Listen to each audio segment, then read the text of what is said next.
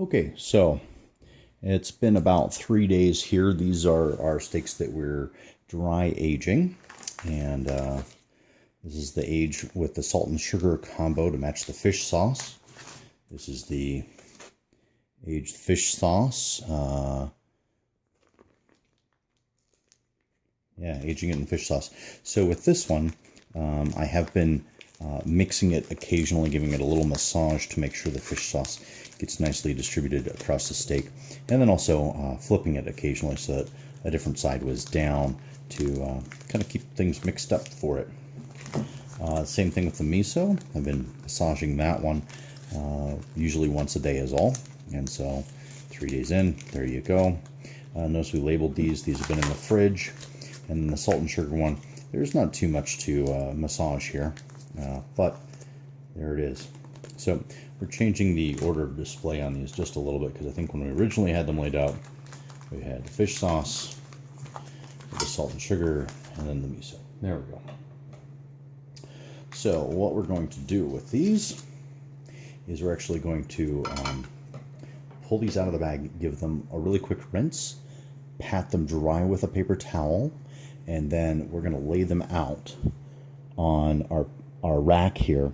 This is a platter that we've just put some kosher sea salt, or kosher salt. You can use sea salt or whatever underneath it. This should help remove some of the humidity. It should help remove some of the humidity from the area around the steaks as they're drying and dry aging. Help them dry out a little more quickly. It'll catch any drips. I'm not sure if that's going to make that big of a difference or not, but that is part of the process that I've seen in several other videos. So we'll do that. So I'm just going to cut these guys open. We'll pat them dry and put them on the rack, and then we'll come back to that. Okay, so just finishing patting dry the last of these steaks. You can see we've got some discoloration, a few spots around the edge of this one. This is the fish sauce. It has a mild smell, not in a bad way at all. Thank goodness.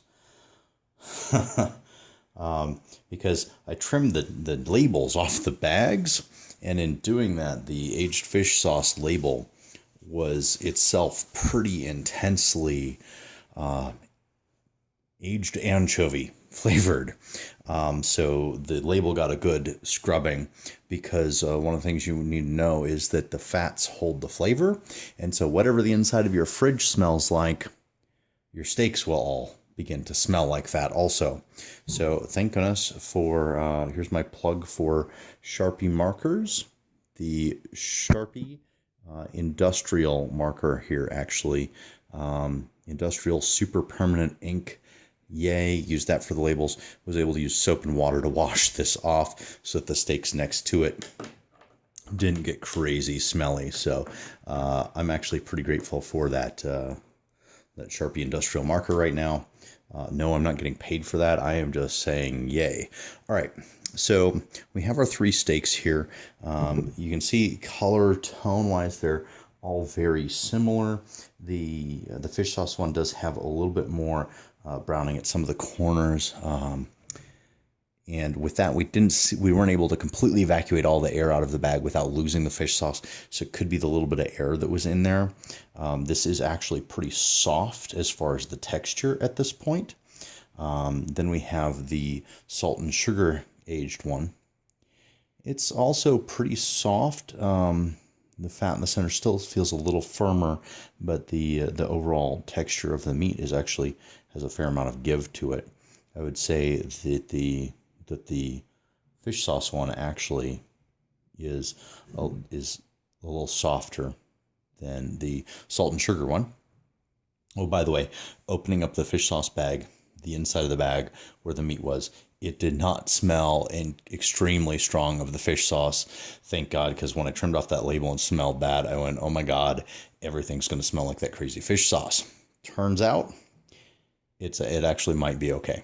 So it was just the label. The inside of this actually has very mild smell, barely of a fish-ish sauce sort of smell, but it's not bad at all.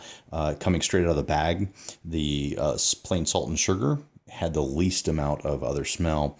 The miso had a decent amount of smell, but it also had a pretty thick coating of miso, so it smelled basically of miso. And so it took a little bit of rinsing to get all of that off. I'm trying to. So the miso one actually feels like it's the firmest of the three. So we'll see what happens with that.